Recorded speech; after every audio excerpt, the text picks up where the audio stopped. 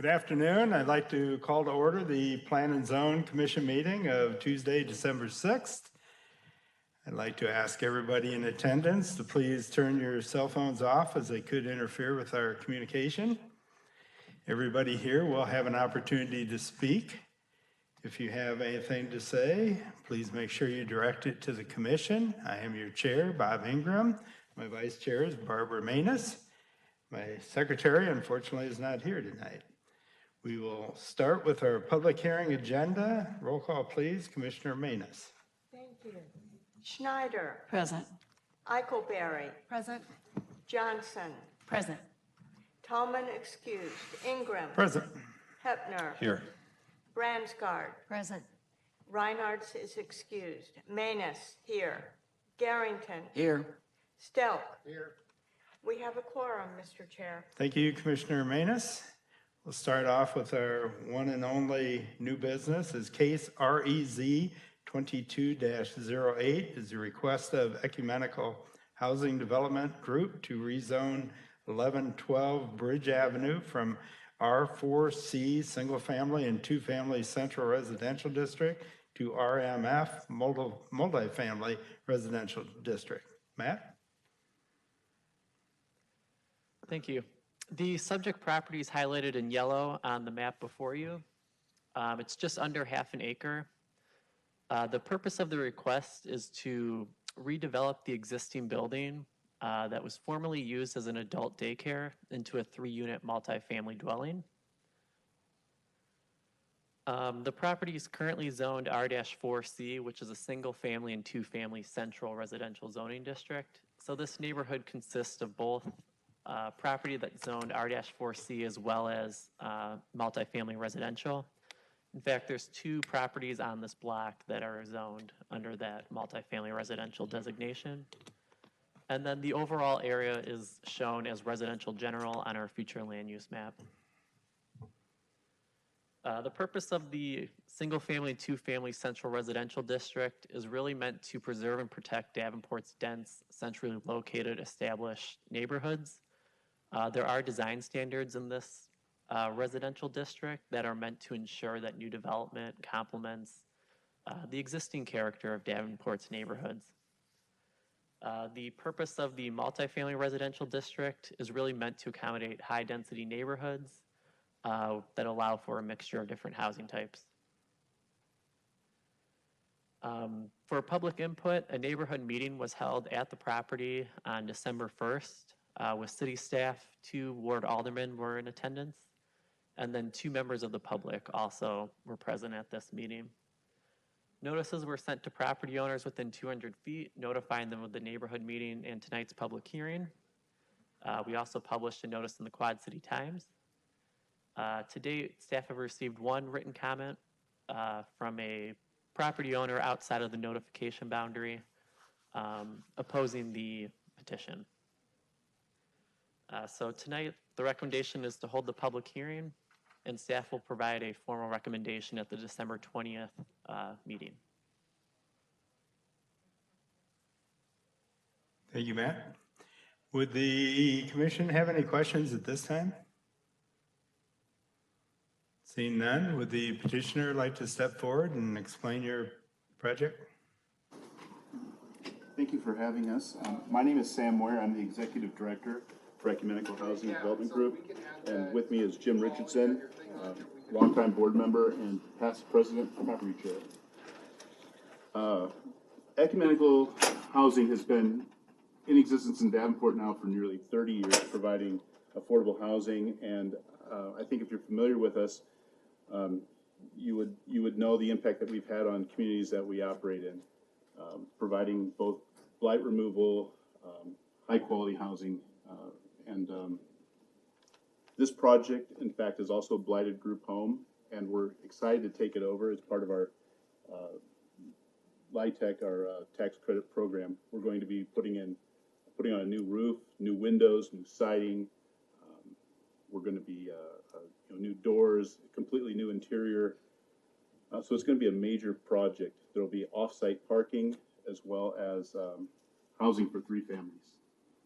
So it's not a major increase in density in that sense, but there will be off-road parking. The lot, as you saw in the picture, is a large lot. So there'll be plenty of room as well for families to enjoy the lawn. Our partner in all of this is Newbury Living, who has a great reputation, I think, if you're familiar with them. They maintain the property, they maintain the snow removal, the lawns will get mowed, the trees will get trimmed, and they're very good with managing our tenants. They inspect every 2 months, and we do have somewhat high standards for our properties. So we're real excited about this property. It's going to be great. It's going to look beautiful when it's done, and our goal is to keep it that way for many, many years. If you have any questions. Thank you. Commissioners, any questions of the petitioner at this point? Seeing none, thank you. Thank you. Appreciate it. Would anybody like to speak in favor of this petition? Seeing none, would anybody like to speak in opposition? If so, please step up to the podium and identify yourself with your name and address. Okay. My name is Juliana Buckaloo, and I live at 1206 East River Drive. I'd like to thank you for listening to me speak tonight. I am against this change to the zoning because it would go against the goals of the new code that was implemented in 2018 to stabilize our area, a central neighborhood area with many historic properties. The property is surrounded by R4C except on that southwest kitty corner where it's multifamily. Allowing upzoning in the middle of our neighborhood is spot zoning, and it discourages owner occupants who remain long after the rental property owners leave.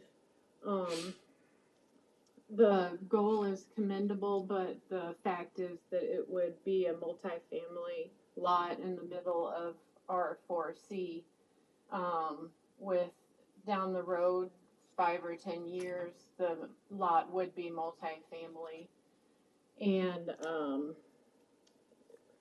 releases the possibility of other buildings or for more units than just 3.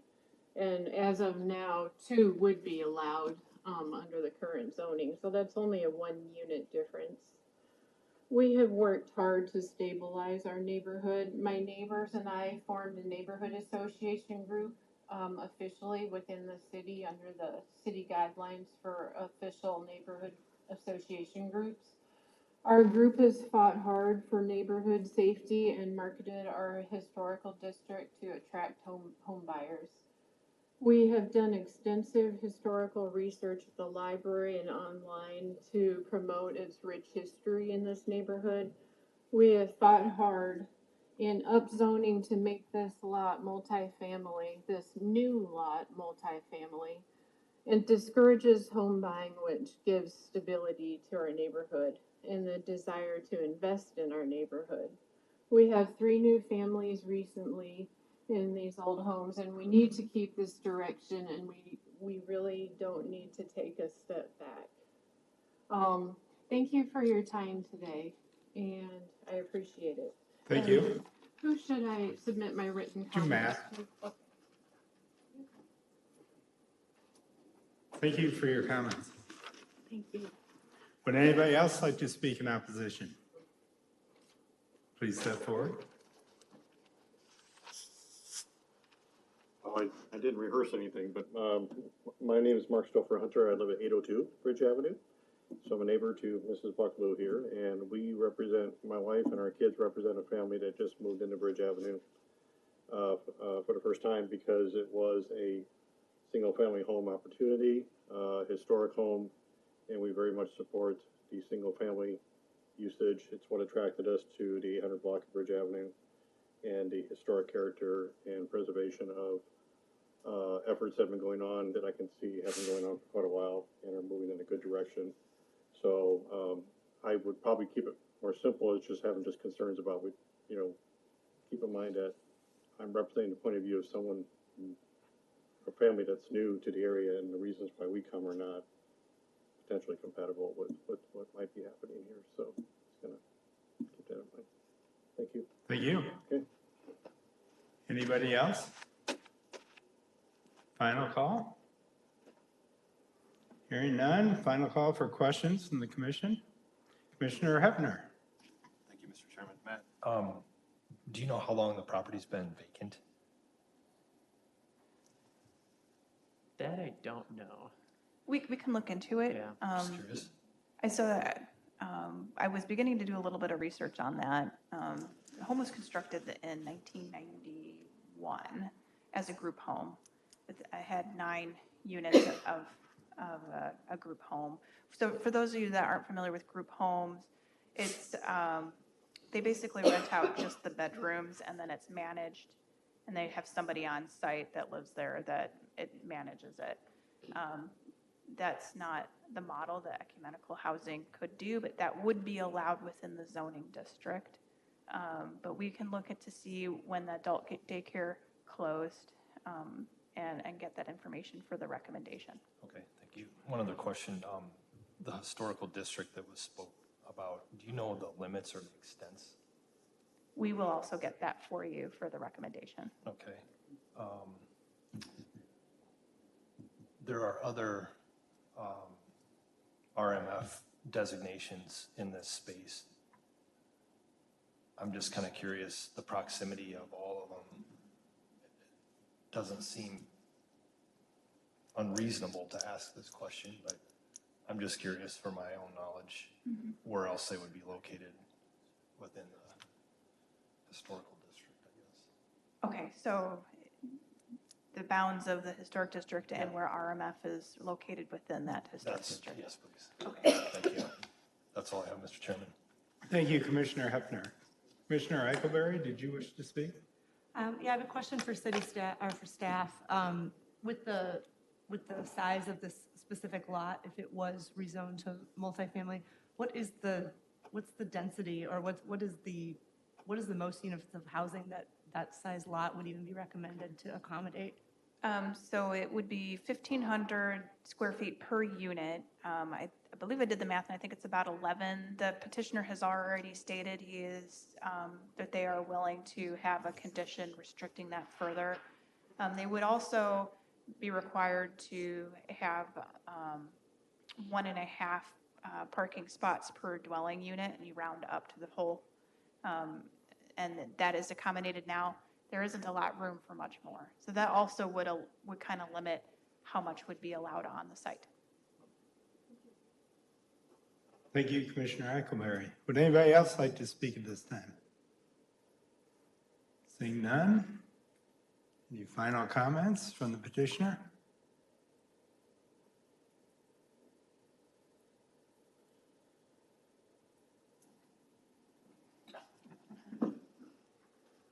So my name is Jim Richardson, and as Sam Moyer mentioned, I am the Property Committee Chair for Ecumenical Housing Development Group. I've also been past president of Ecumenical Housing Development Group and been on the board since about 2002 or 4, somewhere in that name.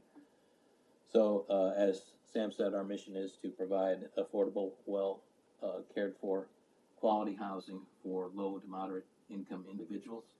And that is the plan for this property.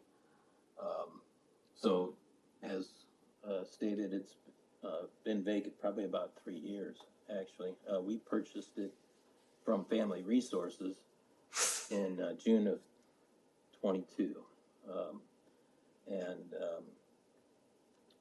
They actually had plans that a church would use it for senior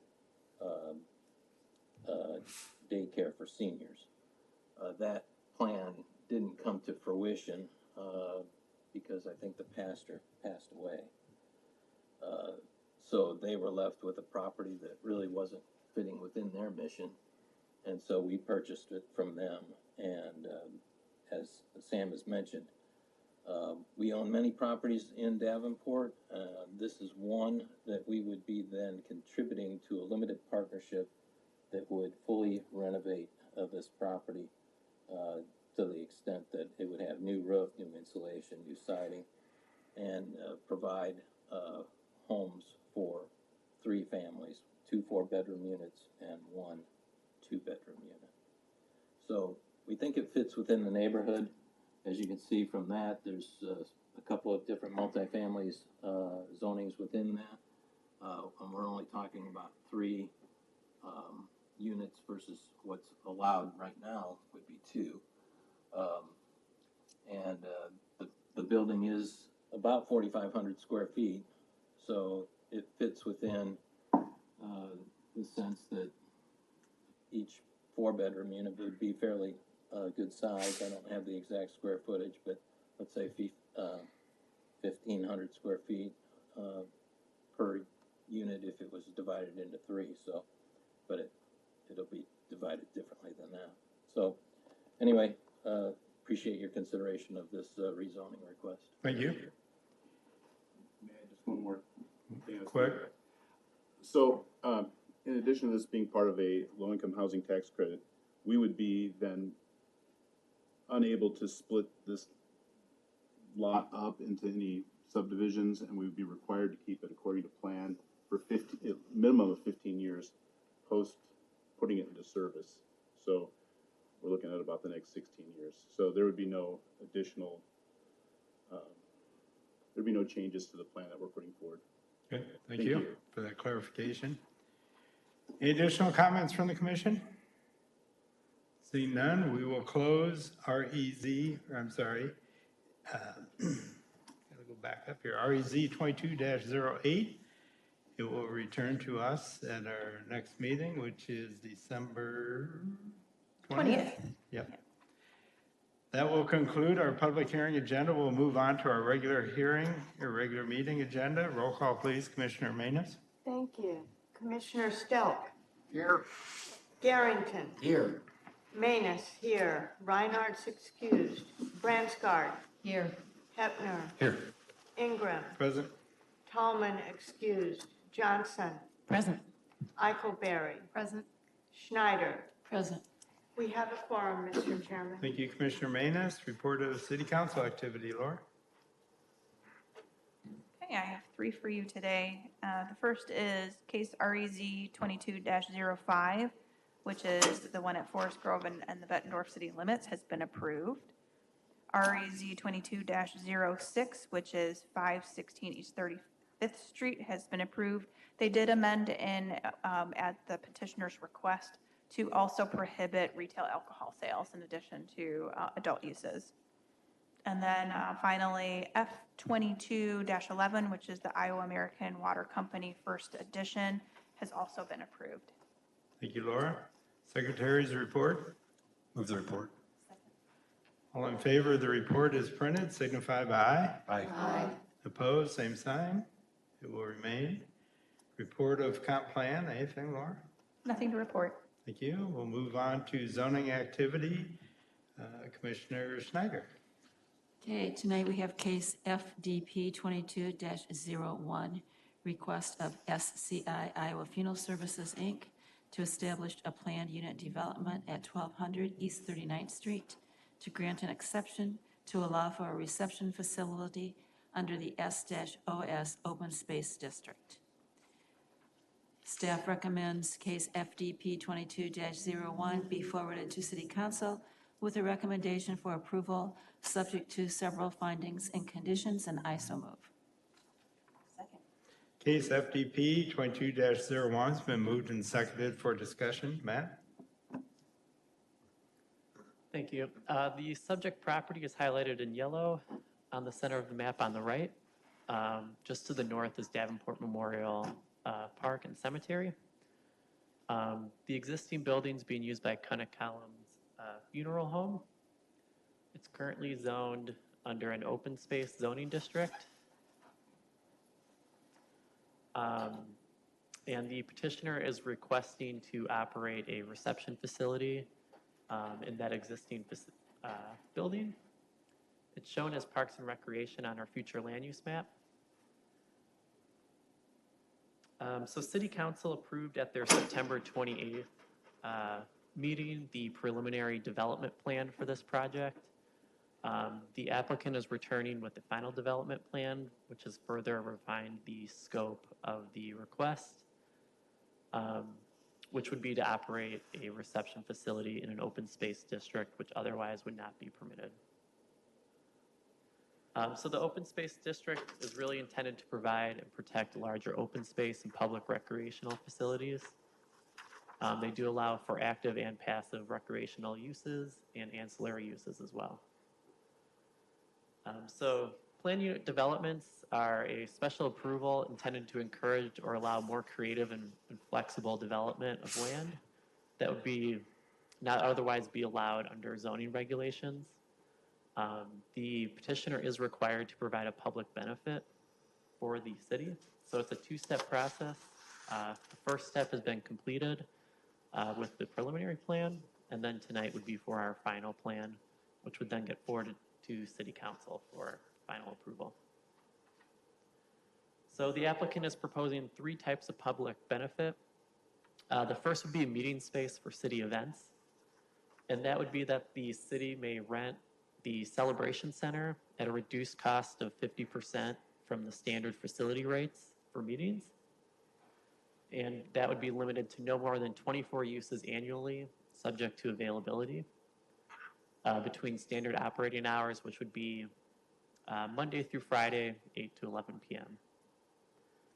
The second would be the creation of a formal garden for the public. That would include native plants and flowers on the west side of the property for the public's enjoyment. The applicant has provided images of that design, which I'll get to on the next slide.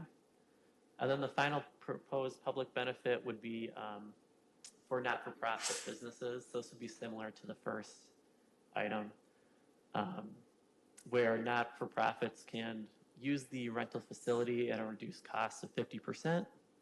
Again, limited to 24 uses annually, allowed during standard operating hours. So this, on the left, identifies the location of the formal garden. So it's along the west property line. And they would incorporate a variety of different plantings for public enjoyment. So staff is recommending the case be forwarded to City Council with a recommendation for approval, subject to the listed findings and conditions. So the final development plan provides a public benefit to the city. It also meets the purpose of the planned unit development zoning tool. And the final development plan is consistent with the preliminary plan.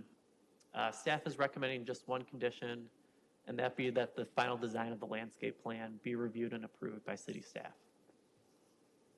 Thank you, Matt. Would the petitioner like to step forward and speak?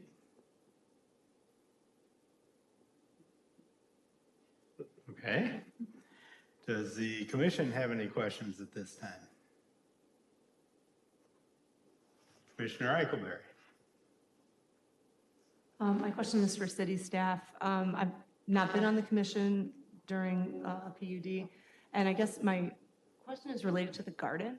Is there some mechanism for informing the public that a space that was previously private will now be open for them to graze through? Just curious. If not, that's fine. Graze through. Know that it's there. Yeah, I don't think we actually have a mechanism in place specifically for something like this. I think it might be something they put on their website that, you know, to showcase, or it's still private property and they have the liability associated with that. There were some discussions on level of comfort over providing that. And I think that's why it's the size it is and where it's located. So we don't have a mechanism, and I don't know. Does the petitioner have a mechanism?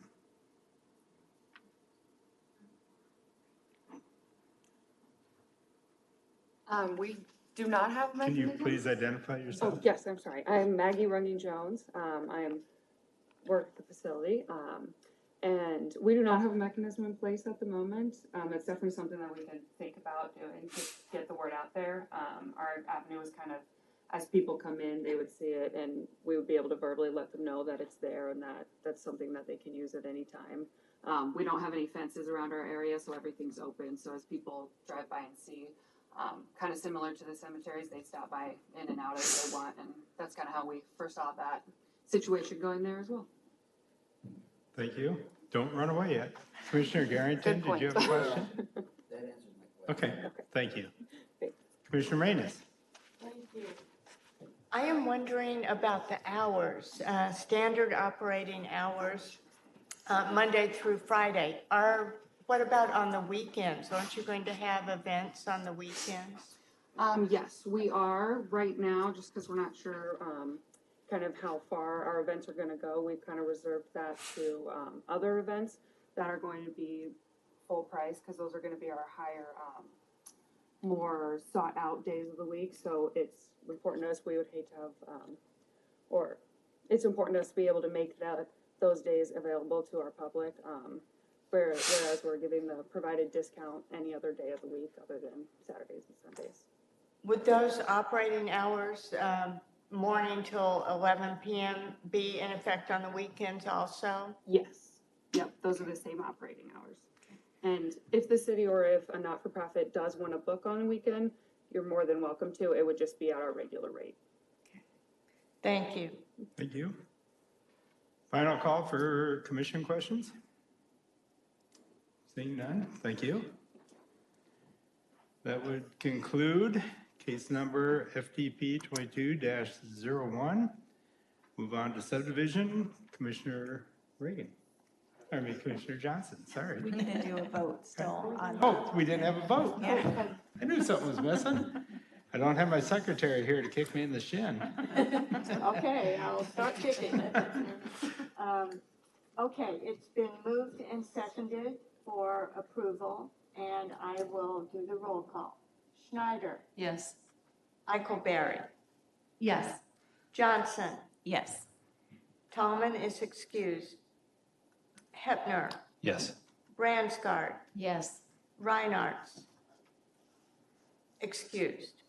Manus, yes. Garrington. Yes. Stelk. Yes. Passes, Mr. Chair. Thank you. We will now move on to subdivision activity. Commissioner Johnson. Thank you. Tonight we have two pieces of business. The first is case F22-14, request of M.E. Elmore 1 LLC for a final plat of Windsor Meadows Commercial Park, 3rd edition.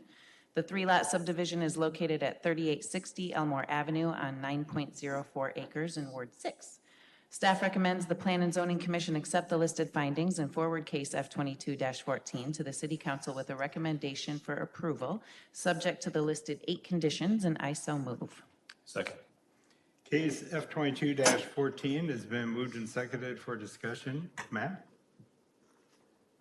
Thank you. The subject property highlighted in yellow, it's located on the west side of Elmore Avenue, just north of Kimberly Road. The property is just south of Coles, if that helps you. The existing commercial center currently has Petco and Guitar Center, and then the former Boardman stores in that shopping center as well. So the purpose of the final plat is to facilitate the sale of land for commercial development. This property is zone C3, which is a general commercial district and consistent with those along Elmore Avenue. And then it is shown as regional commercial, and then you have Pheasant Creek just to the west behind the property. So on the screen is the proposed final plat. So the existing shopping tenants will be located on Lot 1, and then 2 new lots will be created along Elmore Avenue. Those could be sold and then built out for future commercial development. There's currently 2 driveway points to get to this property. Those will be maintained, and city staff is recommending a condition that no more access points be allowed onto Elmore. And then at the southwest corner of the property, an outlot's created. That's currently vegetated area that may become used for stormwater detention and management should future development take place. So city staff are recommending the case be forwarded to city council with the recommendation for approval. So the final plat conforms to the comprehensive plan and prepares the area for further development. And the final plat with conditions is consistent with subdivision requirements. So we're recommending 8 conditions. Really the ones to highlight are that access to Elmore Avenue be restricted to the 2 existing locations. In addition, staff is recommending that a shared cross-access easement be provided across the lot so that way customers can enter from the existing locations to the applicable lot. That highlights the main points. Thank you, Matt. Would the petitioner be present and wish to speak? Good. Okay. Commissioners, any questions at this time? Final call? Commissioner Hepner? I'd really like to bring Mr. Townsend up and ask him a question, but I forgot what I was going to ask him. So that's good. Fun fact for this one. Actually, I don't have a question. I'm Okay, sorry. well, I'll just tell you what I was gonna tell you guys. It's kind of fun. So that site, when I was in college, working for Rebecca Meyer, I staked out that parking lot. So now we've come full circle, and now we're redeveloping that 29 years later. That's pretty fun. Thank you, Mr. Townsend. What, see how straight it was? I mean, I was so good back then. But it was kind of funny. It was only, I think Sam's Club and Walmart were the only things there. Yeah, pretty cool. Anyway, got me kind of excited. Right, yeah. That old. I'm not really sure where to go from there. What's that? Let's vote. There you go. Roll call, please. Schneider, Yes. Eichelberry, Yes. Johnson, Yes. Hepner, Yes. Bransgard, Yes. Manus, yes. Garrington, Yes. Stelk. Yes. Passes, Mr. Chair. Thank you. My only question was, wasn't that originally a Cub Foods? Yeah, I think that's what it was. Yeah, Thank you. Hey, you're better than me. Moving on. Commissioner Johnson. Thank you. Our next case, our final case is F22-15, request of Sam's on behalf of Peterson Properties LC for a final plat of North Welcome Way subdivision, 3rd edition. The 2-lot subdivision is located on Brady Street, south of East 90th Street on 13.79 acres in Ward 8. Staff recommends the Plan and Zoning Commission accept the listed findings and forward case F22-15 to the City Council with a recommendation for approval, subject to the listed 3 conditions, and I so move. Second. Case F22-15 has been moved and seconded for discussion. Matt? Thank you. This land might look familiar. City Council in September of 2021 approved a 4-lot final plat for this area. One of the sites has been developed for a company called Ditch Witch, and the applicant's returning to subdivide the northernmost parcel of land into 2. So it's located along Brady Street, just to the west of US 61 and the railroad tracks. The site's zoned for light industrial. It's also shown as industry on our future land use map. So shown on the final plat is the northernmost parcel, which would be split into 2 lots. There is an existing 15-foot recreation and trail easement along the east lot line, along the railroad tracks. Staff would be asking the applicant to provide an additional 10 feet to make that 25 feet of easement for a future trail. And then access to the site would remain off of Brady Street. So staff is recommending the case be forwarded with a recommendation for approval. So the final plat conforms with our comprehensive plan, prepares the area for future development, and is consistent with our subdivision requirements. Just 3 conditions are recommended, the 3rd one being a widening of that existing recreation easement. Thank you, Matt. Would the petitioner be present for this? Good. Like stand in just I don't have for any good stories for this one. It's too new. commissioners, any questions at this time? Seeing none, final call. Roll call, please. Commissioner Manus.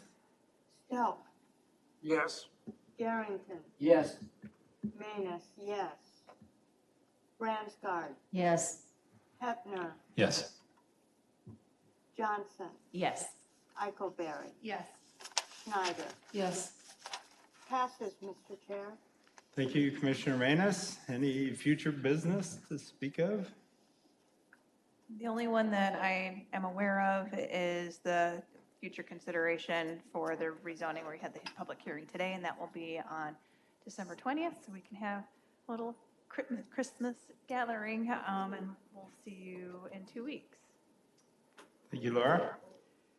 I've got one piece of communication. I was in Des Moines last week, and I've watched the degradation of Merle Hay Mall over the years, and I happened to see something that I guess I have a question for Laura or Matt, either one. I don't know if this is something that could apply here under the current zoning that we have. The old Yonkers building is being redeveloped into an ice skating rink for the Des Moines Junior Hockey League, the Buccaneers. And I was allowed to walk inside and take a look, and it's pretty impressive what they're trying to do and the amount of people they're going to be able to occupy that space under the fire code and whatnot. I'm just kind of curious, you know, we've got 2 large box stores out in North Park that are not being occupied. Is this a sports venue? Yeah, that would be within the zoning district, I believe. Matt's double checking, but we would consider that an amusement facility indoor. And if it was used for concerts in the off season, then that would be considered live entertainment. And I believe both of them. I thought they did when we rezoned that a couple years ago, but I'm just bringing it up again as possible thoughts for development. Cool. I'll keep an eye on it up in Des Moines, see how it transpires, and maybe get some pictures of how they plan on doing the seating and whatnot. But Thanks. always looking for ideas. Any additional business or comments from anybody? Seeing none? Move to adjourn. All in favor of adjournment, signify by aye. We are adjourned.